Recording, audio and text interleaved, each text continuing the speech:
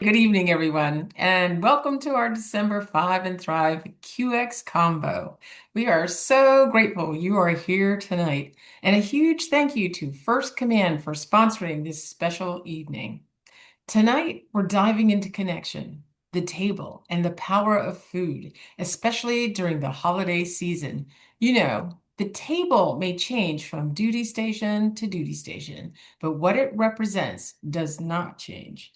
It's where we're seen, nourished, and connected. And that's exactly what we're celebrating here tonight.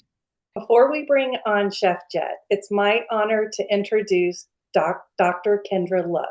Dr. Lowe is a military spouse, veteran, psychologist, and the author of Mil-Spouse Strength.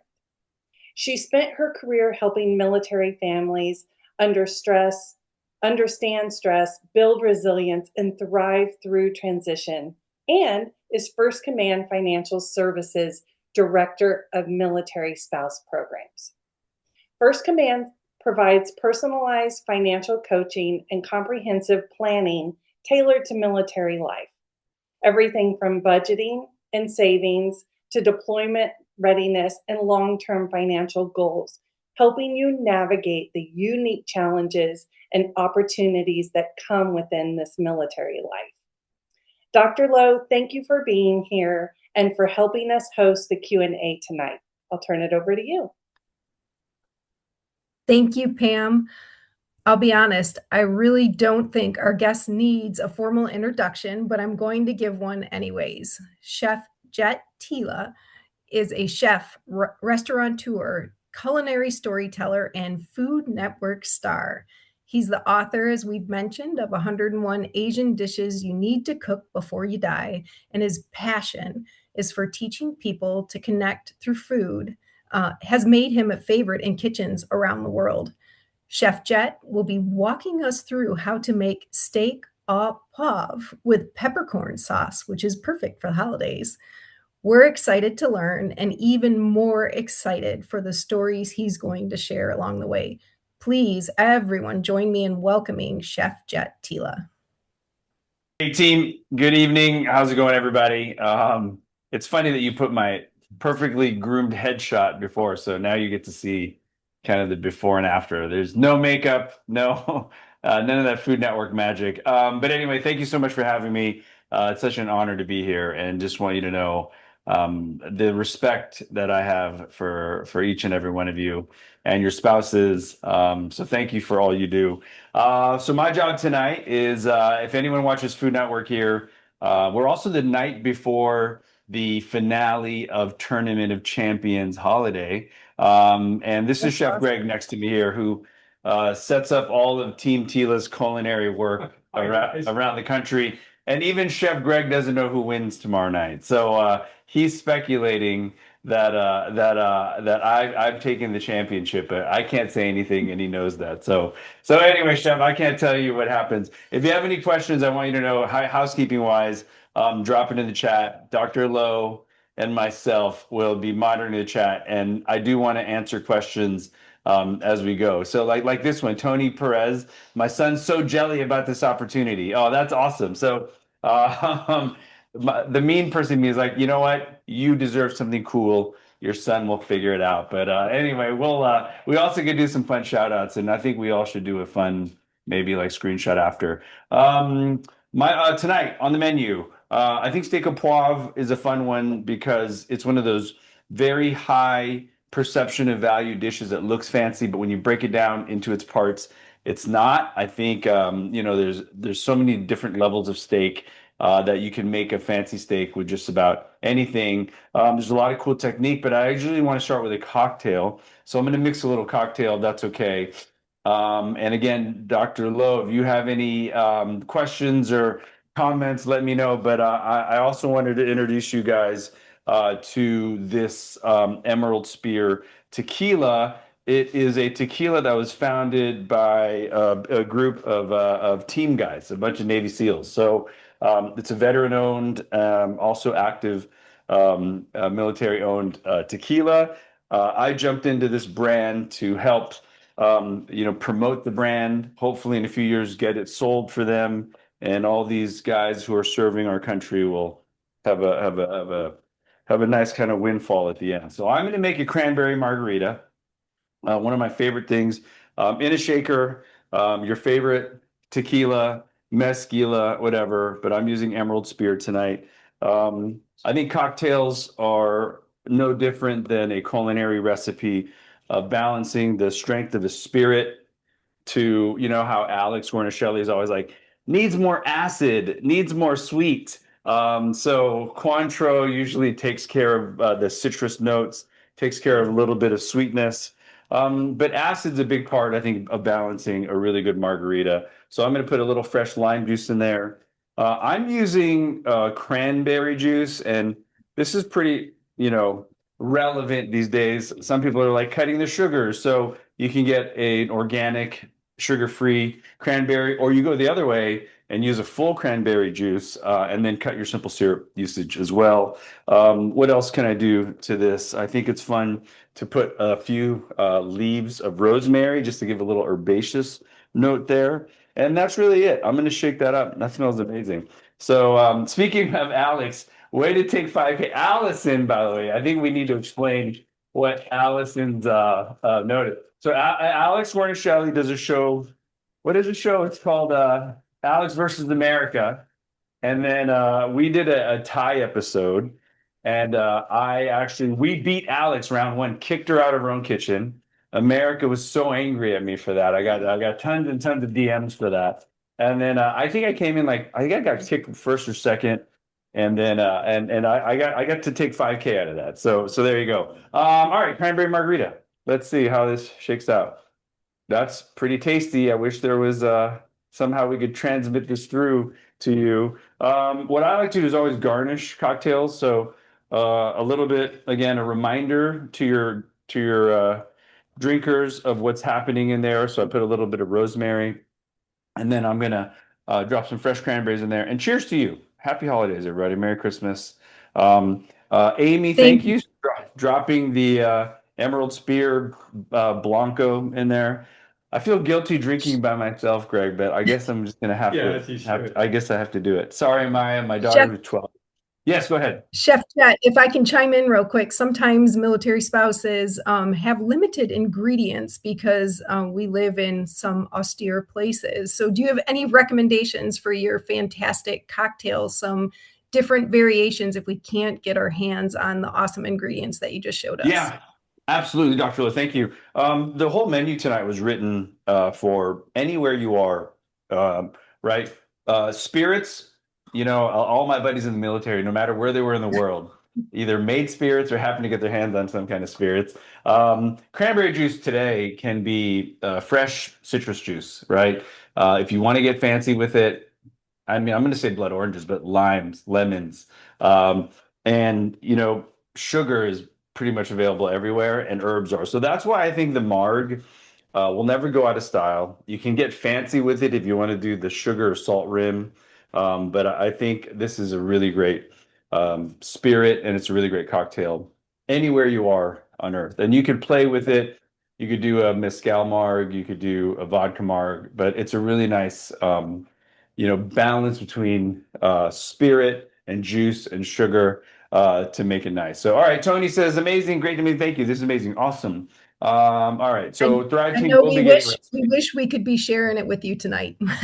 Well, I'm thinking about everybody here. While I'm gonna be sipping on this here. So any Food Network questions, throw it down in the comments. I don't know if you want me to tell a Food Network story or not, or I can just start cooking here. So let me know. I work for you. I work for you. I'd love to know, just in general, as you're starting out, you're known for bringing cultures together. What's one meal from your upbringing that reflects who you are and where you come from? That's a great question, Doctor. Thank you. So if you watch Food Network, if you've never watched Food Network, you have no idea who this Asian dude is on your screen. My family started Thai food in America. They emigrated from Thailand in the 60s. The first big migration into America from Thailand was in 1966, right? Thailand was a big supporter in the Vietnam War. We were forward operating bases, et cetera. So that first, group of young students to come to America to go to college was in 1966. My parents were in that group. We started the first Thai grocery store, the first Thai restaurants. My dad was instrumental in creating, the Thai town. But previous to that, my family's actually Chinese. We are twice immigrants. Um, Wow. they left communism to go to Thailand. They left China. And so I really kind of identify as Chinese Thai. So the dish that kind of always makes me think about my grandmother and my upbringing is fried rice. And I think it's a universal dish. I think every culture on earth eats a rice. Many cultures have their own version. If it's not a fried rice, it's a pilaf. If it's not, it's so many. It's such a universal dish, and it's a kind of a hot dish now because there's a guy on social media called Uncle Roger, and he and I always kind of talk mess with each other about how to make fried rice. So that's one of my favorite things that I make almost every week, and it kind of ties me back to my culture. Thank you so much. I can relate. My children would say that not all rice is created equal. They lived six Right. years in Asia, and sticky rice is way different. And so I had to get very well versed onto how to replicate sticky rice in the States. So thank you for Yep. sharing that. Yeah, you bet. Steak au poivre. All right. Questions. First question for a cookbook tonight. Au poivre in French. First one to see. I see it. If I see it in the comments, gets the first book. What is au poivre? Loosely, what does it mean? Anybody? You can chat GPT it. I can't see what's happening in your house. I'm not judging. All right. Sarah Halford says sauce? Question mark. Seasoning, Donna. Anyone else? Poivre. And I think it's poivre, but I usually get in trouble. There it is. Allie Hughes barely beat out Heba by like a millisecond. Allie Hughes helped me Thrive team to remind me Allie Hughes wins it with pepper. That's it. Peppercorns. I'll take all those. Patty says of chicken. I like that answer. After a few margs. That's my favorite answer as well. I dig it. So with pepper. So we're going to adorn this steak with so many different kinds of pepper. And now you're like, what steak are we talking about? This steak right here. So I'm using a ribeye tonight. It doesn't have to be such a fancy ribeye. It can be any steak that you would put on a grill, New York. It could be, but I like ribeye because it's kind of the season. Thank you, Google and Chef Jet. All right, Gusish Ali, it was very honest and said she used Google. Yeah, Resourceful. there you go. They're very resourceful. So let me show you how the French cook a steak. Okay, first thing we're gonna do is we're gonna season this aggressively, right? Steak, beef needs a ton of seasoning because there's a lot of fat in it. There's a lot of iron in it. But I'm gonna hold off on the peppers because I'm going to do something special with this pepper. So I'm not gonna go pepper here yet, but I'm gonna do a pretty liberal amount of salt. And another way you can season steak is actually season the plate and then sop up all that seasoning with the actual steak. So like a little sponge. Another thing about getting a gorgeous crust on a steak, friends, is making sure the steak is dry.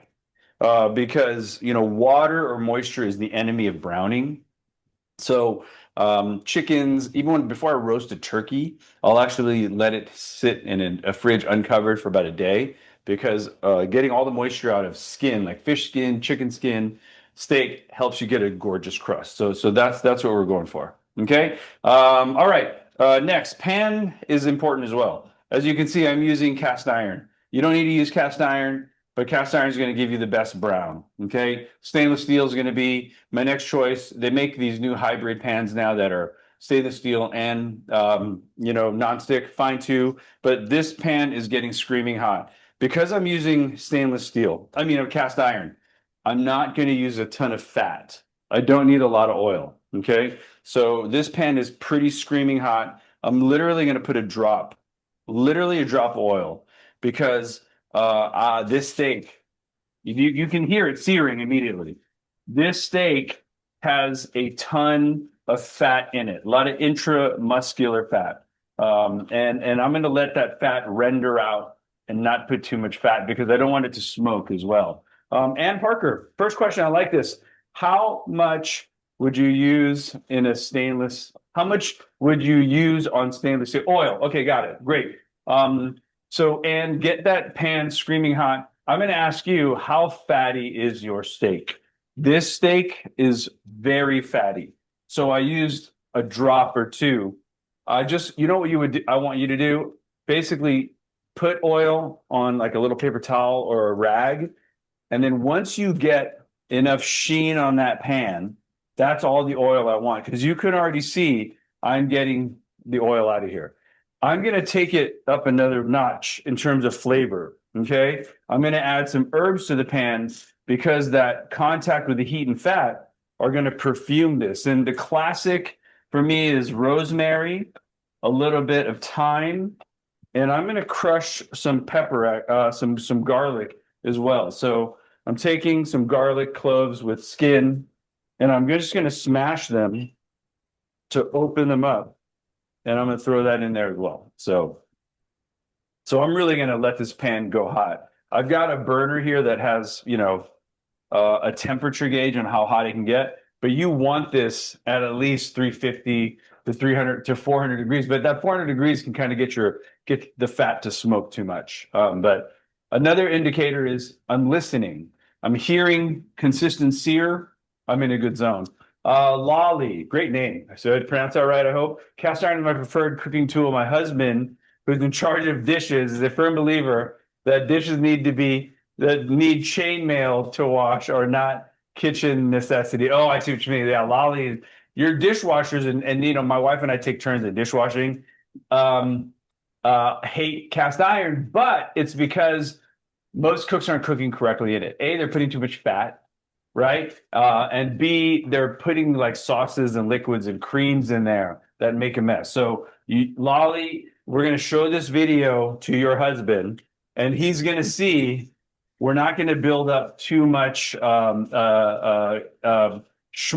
Sorry, I'm trying to find a good word, but schmutz was the perfect word, actually. All right? Because I'm actually going to make a cream sauce in here. And because we're going to work things in and out pretty quickly, we're going to be okay. Okay, what's the best brand of cookware?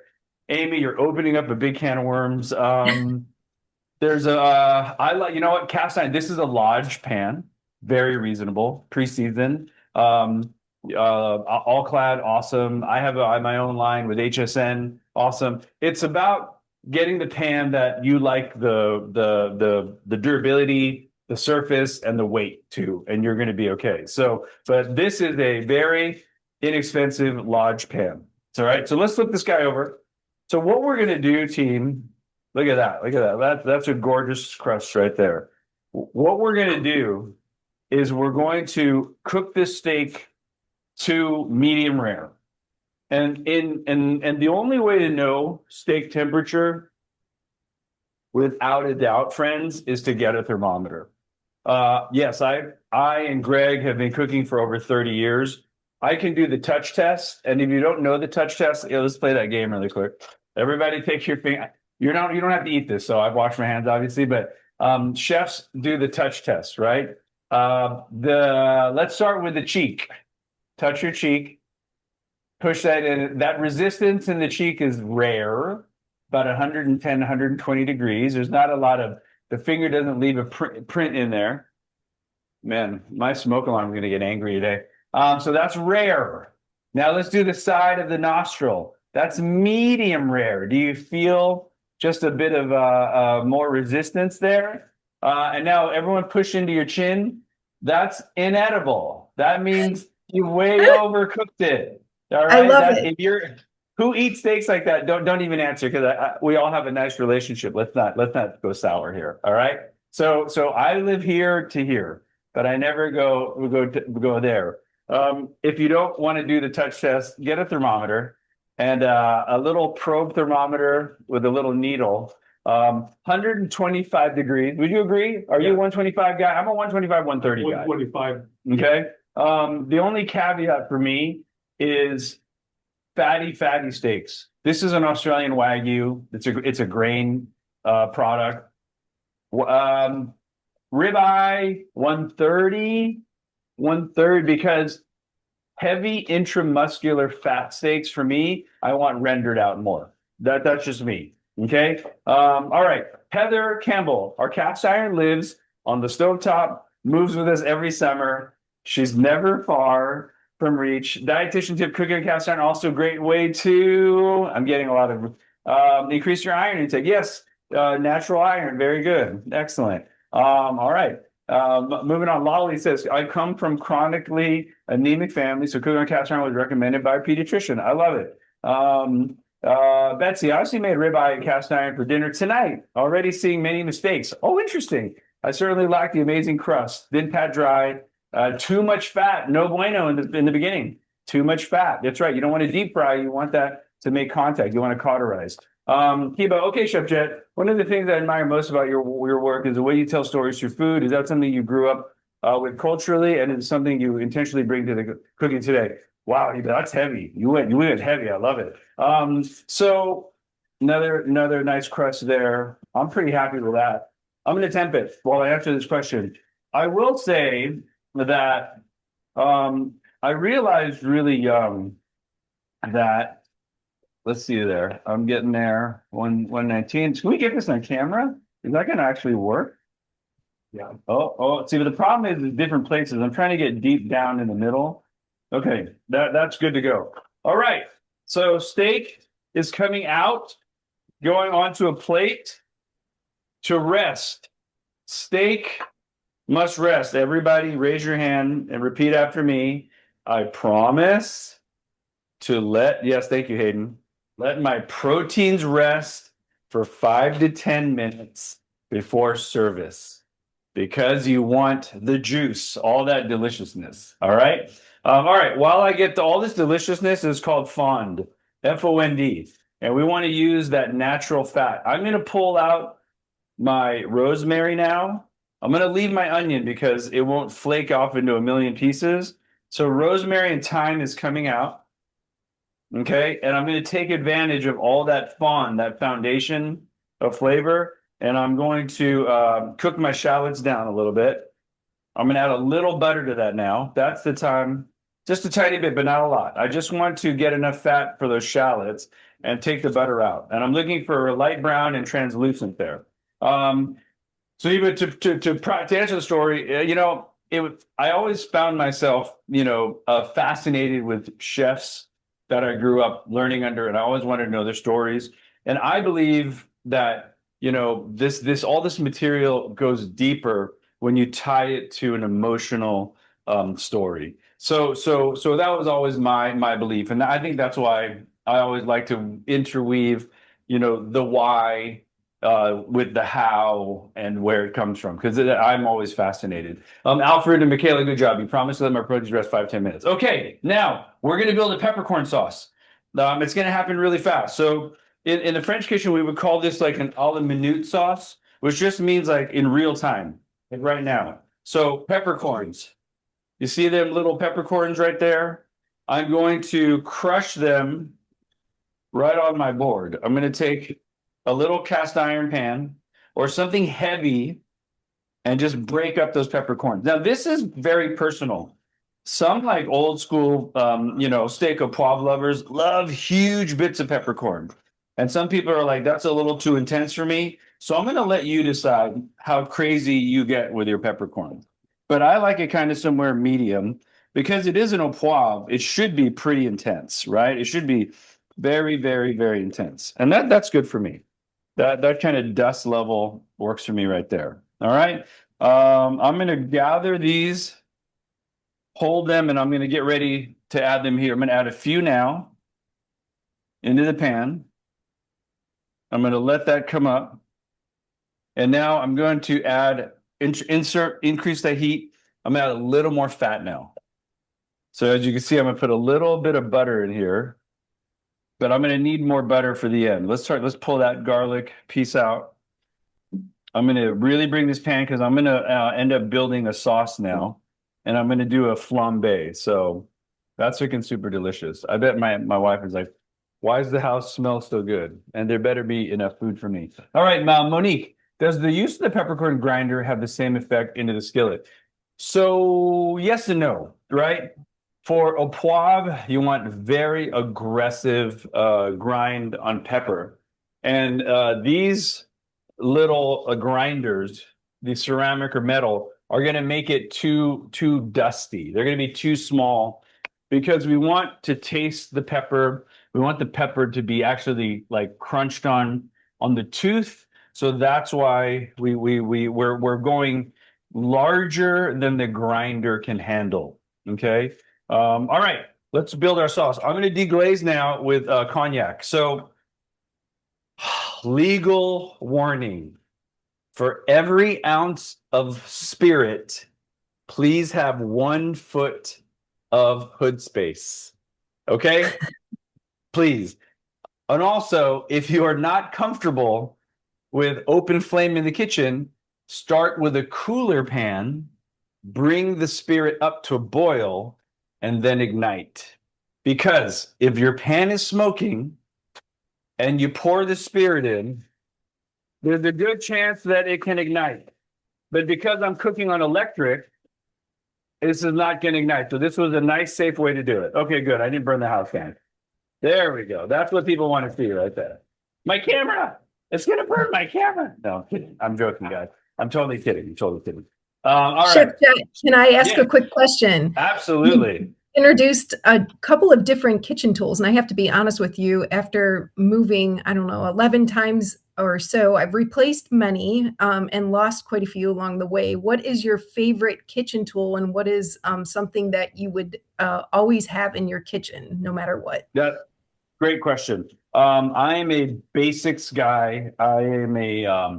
I'm a multitasking tool guy. So a really great knife, a really great cutting board, one good cast iron. You only need like 3 pans, in my opinion. You need a cast iron, you need a saucepan, you need an omelet pan, and you need a big old 11 to 12-inch skillet. And that's all you need. You don't need much more than that. So I'm not a crazy tool person. So a little bit of heavy cream. Yes, it's heavy cream. That means it's delicious. Another thing that I think, a few things that I can't live without as well. I am an air fryer man. I do think that air fryers are tremendously useful in a home environment. In my opinion, in a commercial kitchen, we have a convection oven, like a big double stack convection oven, and we run that thing full blast all day with a ton of air. And that's all an air fryer is. Great for crisping, great for cooking, great for reheating. And I do like small gadgets, I make these little oil dispensers where you can actually measure how much oil you want, right, by the exact amount. Because oil is like 150 calories per tablespoon or 120, something like that. So I those are the things I do like. So I don't get. Those are the only kind of gadgets I love. Okay, so I'm looking for kind of a caramel brown color, and if I went a little over, I always could bring it back because it's not too dark yet. I'm also scraping the bottom of the pan, so I'm making sure, back to that cleaning, if I'm constantly monitoring things that not allowing them to stick, then I've done my job. Next, I'm going to give this a little taste. Greg, I'm going to bug you for a spoon, brother. All right, not if you post Croctober. That's a good one. That's a good one. So your 10 crock pots overkill. Maybe by like 9, Lolly. Maybe like 9. I think one, maybe 2 crock pots actually. I could see a use for 2 crock pots, an air fryer. I'm down with that totally. Um, mm. So the cognac is cooked away. It's not alcohol. It's got that kind of beautiful cognac flavor. Let's finish now with a little bit of salt if you need it. And this is where you're like, I can taste the pepper pretty aggressively, but I could go more. I'm gonna add a little more in. And I'm good. Greg, can I give this to you? Yeah. Thanks, brother. Perfect. What's the best air fryer? Oh, that's a good one, Anna. That's a good one. Although I make one, it's not the one I keep in my house. I am the Ninja 7-in-1, the air fryer grill. I'm a big fan of that one. So truly. We want to buy one, but are confused on what to buy. The reason why I do like the Ninja 7-in-1, and again, I don't get paid by them, is there's a grill insert. You preheat it so you can actually you could grill this steak. There's a thermometer attached so you can monitor the internal temp while you're grilling. You could reverse sear a big giant steak in it. We put baked cookies in it today. So I like the 7-in-1 because it does give you the grill feature on it, and it has an internal thermometer. So those are some things to kind of look for. All right. I swear I don't get paid. Okay, let me get you into presenting this dish as I look for questions. All right. I'm going to clean this up. I'm going to leave it a little bit. I don't mind this. I really don't mind at all Chef that, Jet, that extra pepper. Yes. for military families, we are often stationed across countries, cultures, different communities, different commissaries that we have on military bases. In your opinion, what is one thing that all of us should absolutely try? Oh, wow. At That's a least good one. once. At least once. Man, you know what? I think some of your families are better traveled than mine, but I'm guessing we're in Okinawa at times. I'm guessing you were in Germany. My biggest advice is to, no matter where you are in the world, get off and out of the commissary and eat the culture. I I have a love it. lot of I have a lot of military buddies who have been around the world and are still like, I don't eat that crazy stuff. You know what I mean? They eat bread, they eat beef, they eat chicken, and and you're laughing because you know it's true. You know It what I is mean? true. It is Yeah. absolutely true. I have so many warfighter friends that have been all over the world. And when I go, I cook for these hunts in Texas. And I'm like, what do you want me to make? I'll make anything you want on earth. And they're like, they want meat, they want potatoes, and they want breakfast burritos in the morning. So please eat the culture, get out there and try something. You know what I mean? I That's what love I it. want you to do. Yeah. You see that when you rested your steak, all this lovely jus that comes in, the best thing to do with that when you're making a pan sauce is get that flavor back in there. You know what I mean? And then let it work back into the sauce. Okay. Mm, fantastic. Okay. I'm going to plate this up pretty simply. I'm not going to do anything crazy, right? In the world of carving steak, you can do the shingle, which is the angle cut. Just literally put that steak on a slight angle if you wish, or you could just cut it into blocks. And I'm going to check for temperature. And the nice thing about like a 1-inch ribeye like this that's the color. That's actually for ribeye. Most if I was on TV judging chopped, I would say it's over, and then I would tell my chef, you know what? Sorry, y'all, my mom's here to join me to go to the recital, so that's why our dog's barking. Real life, all this not non-Food Network, fanciness here. We can relate. So yeah, exactly. So for ribeye, this is my ideal temperature. I don't want like super pink. I want like a warm pink center. I don't want it too intense. And then I'm gonna put that here, and then I'm gonna take the old poivre sauce, and this is that slow jazz music. This is where the deliciousness happens. And I'm gonna put some on the side because I do want to see the steak a little bit. Really nice bread, crusty bread. But I'm gonna do like the French do, and I'm actually gonna pair this with frites. So here's the choose your own adventure a fork here. Um, Greens, again, wherever you are in the world, right? Frozen vegetables. I like broccolini, if you want to be fancy. But the French just eat these with frites, and that's why you hear of steak frites. This is the perfect steak frite steak right here. So I think what I'll do is I'll push all of this over this way so I can contain the steak. And then I'll add some frites on the side. And there's no one on earth that won't eat steak frites. And that's why I'm going frites tonight, because it's the classic pair, and it's a great accompaniment. And what you do is you dip your fries into this amazing au poivre, and then you eat it. So Chef there you Jeff, go. that looks Yep. amazing, and I wish it were that simple. I'm trying to gain confidence in myself that were possible in my kitchen, but it looks absolutely wonderful, and you create such incredible food. And I'm wondering, I know that you storytell and a lot of your emotions are tied to the food. What's your suggestion and advice for military spouses that are sometimes in places that are temporary? How do we make those small moments meaningful through food? Yeah, that's a really good, it's a fantastic question, Doctor. I think food, right? A meal, is community, is breaking bread. But I think a lot of our dishes that we grew up with, they're the fastest thing that can take us home and Mm, give us that sense of a place that we miss. So the reason why I cook the food that I do, is I'm always trying to remember what it was like cooking with my grandmother, as a 5-year-old. And so wherever you are in the world, I think we make these little recipe books that take you home. And I think we all have those dishes.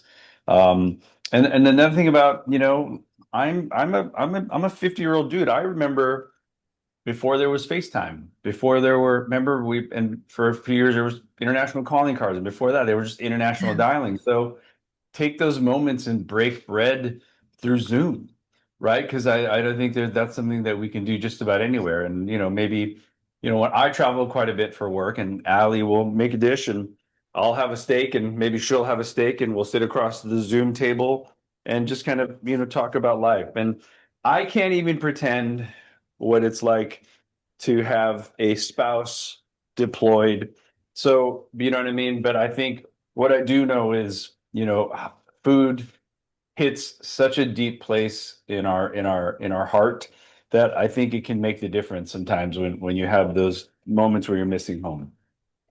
Thank you, Chef Jeff. And I love Yeah. that you added in pulling in the community, because oftentimes our community is our family as military spouses. They become our family. They're the ones that end up sharing in our kids' soccer games and first communion. So I love that you incorporate that community as part of the breaking bread as well. Yeah. You bet. I'll knock out some questions here really quick. Let's see. You have 3 girls. They all help you cook, and even when I don't ask for help, they jump in. Another a reason, go back to what Dr. Lowe says. I mean, part of your community, our immediate community is our family, right? So your 3 kids, you cooking together wherever you are in the world, you're making memories, and you're building that connection between you, right? I think we had a vegan alternative. Absolutely. Marion. My son is actually here, like trying to pine for fries. You want to say hi to Ren? Come over here, Ren. Just pop in really quick. Yeah. Ren is dying for fries. Here, you can take some fries with you. Steak looks so good. You can have the steak in a few minutes, boy. Go eat some fries. Thank you. You're welcome. All right. Vegan alternatives, absolutely. So there's a base out there called Better Than Bouillon, Marion, and there's a beef version of that. Better Than Bouillon is a fantastic plant-based meat substitute. So grill a portobello, do everything the same. Peppercorns instead of, use oil instead of butter, or you can use margarine. And then instead of cream, cashew cream, and you can make your own portobello. You can make your own poivre super, super easily. Big time.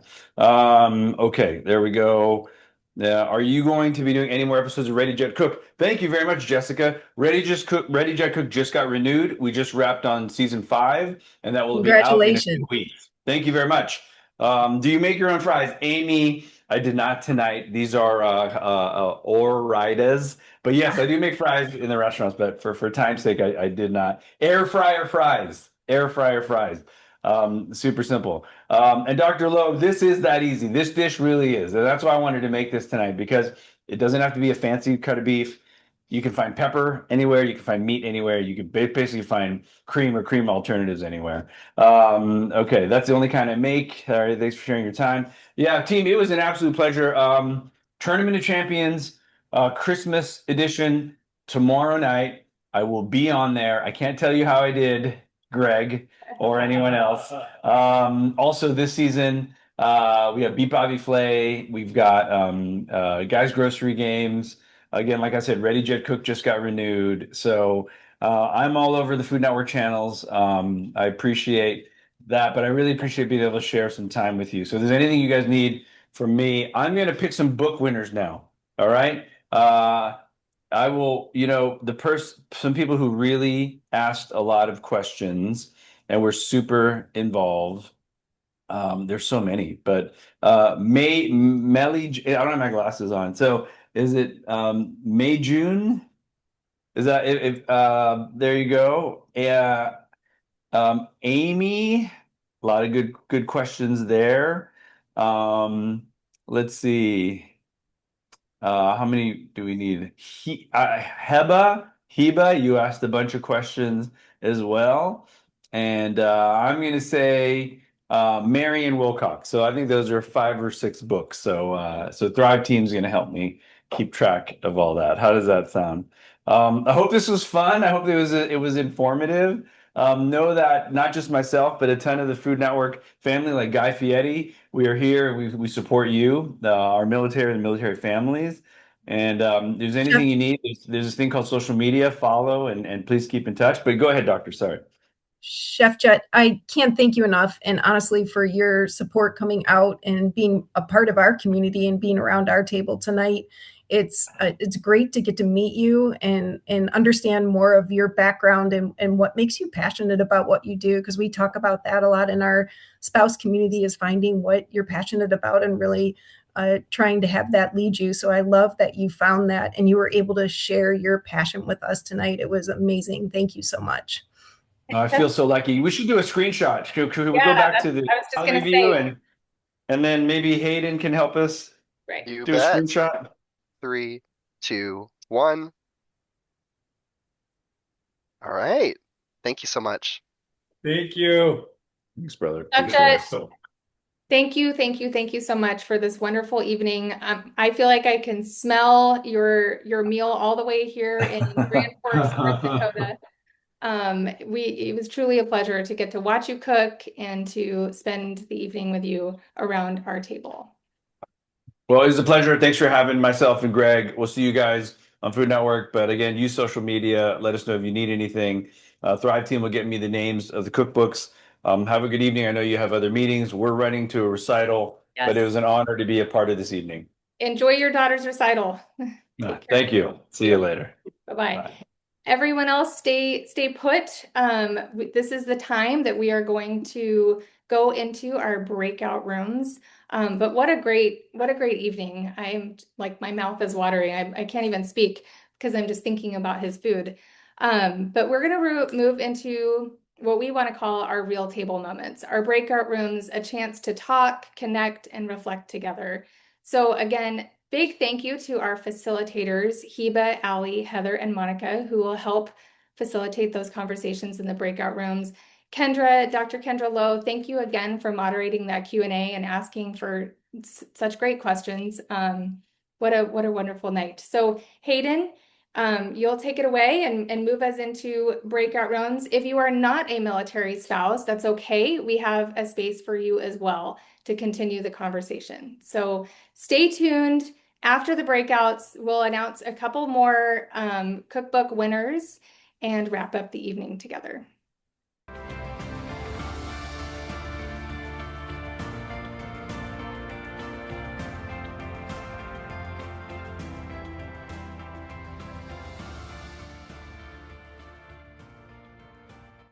A huge thank you to Chef Jet, to Dr. Kendra Lowe, to First Command, to all of our facilitators, and to all of you for being here for tonight's QX Combo.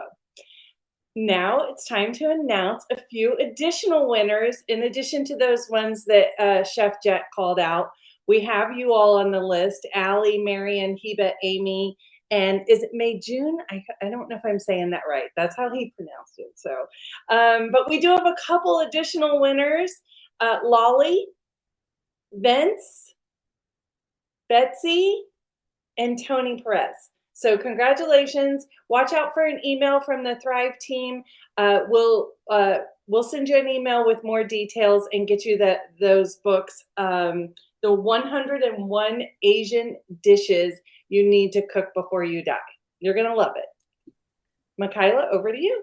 Once more, thank you again, Dr. Kendra Lowe, for being here and spending your evening with us and moderating and asking great questions of Chef Jet. Thank you to First Command for supporting tonight's event and making this possible. So no matter where you're stationed or what your kitchen looks like, there is always a seat for you at this table because we're in this together. So once again, thank you guys and have a great night.